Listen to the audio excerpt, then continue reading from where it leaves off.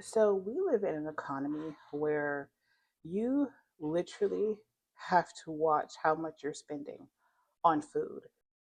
Where's my manners? Hey y'all, welcome or welcome back to another video. So I am shopping my pantry, freezer, refrigerator, what have you. So this past week, my son and I went to the food pantry, and we typically go like every 2 weeks because it helps, y'all. It helps to go to the food pantry. And they gave us like this big bag of celery, and I chopped it up, put in a freezer bag. I'm about to use some of it for this recipe. I got this stuffing from Ollie's. And so we're gonna make that for dinner. And I have some chicken thawing in the sink. It's already been washed and seasoned. I always wash and season my chicken before I freeze it, and I like divide it up. So luckily I had some celery. It also calls for yellow onion, which I have this yellow onion that I'm using for a different recipe, but I only need half of it. So half of it's going to go in this recipe, and half of it is going to go when I make some Salisbury steak. So yeah, we're going to use that. And also got some vegetable broth from Ollie's. So let's get to chopping this stuff up. So hey y'all, I am not really good with voiceovers, so we're gonna see how this is going to go. Now let me tell you something. I love cooking. All right, look, the minute he wanted to make his debut on YouTube, he's been asking to be in my videos, but we want to show my child, okay? So take it in, okay? But I love cooking, and for a long time, I had stopped cooking. I think back in 2022. Yeah, when I say 2022, I had stopped cooking for a while. And I'm not going to say I stopped cooking, I stopped cooking from scratch. I would buy things that were already pre made, meat that was pre cooked and seasoned. And during that time, I developed high blood pressure. And it was I was stressed out, y'all. I was teaching at the time. This was like the first year where all the kids came back to school. There was no hybrid, there was no virtual anymore, anything like that. Like all the kids had to come back to school. So it was 2021, 2022. And I stopped, y'all. Like the thing was I was vegan for a very long time. So a lot of the food that I cooked was always from scratch. And that's not to say that I didn't eat vegan processed food, because I did. I absolutely did.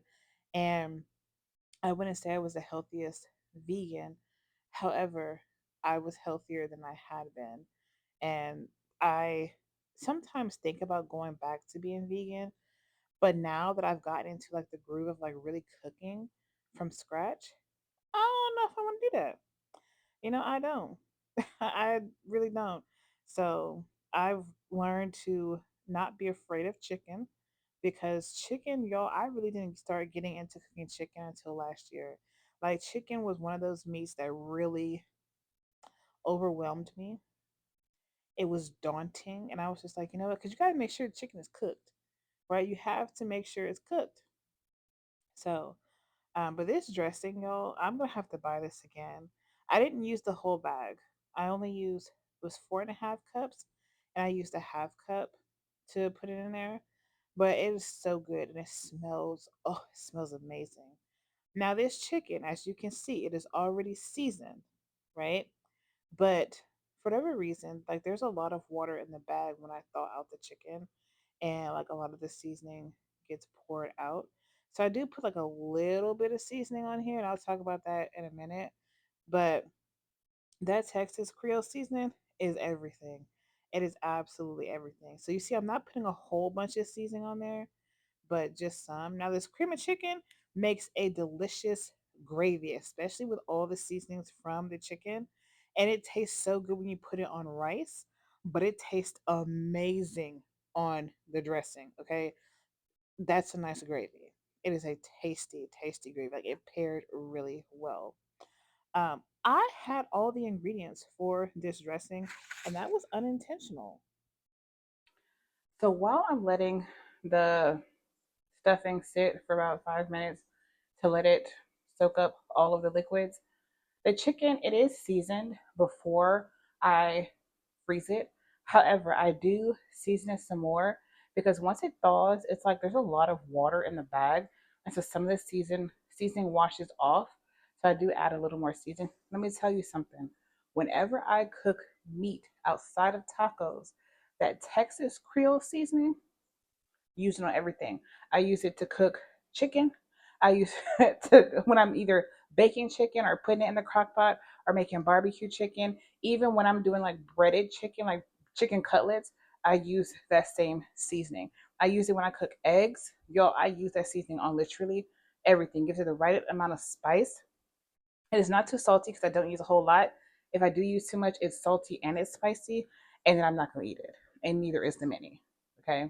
So letting that sit, I'm gonna cook the chicken. I might put them in there at the same time. The only thing is the stuffing has to go in at a lower temperature than the chicken. And then I have some spinach that I need to use. So I'm going to cook the whole of it.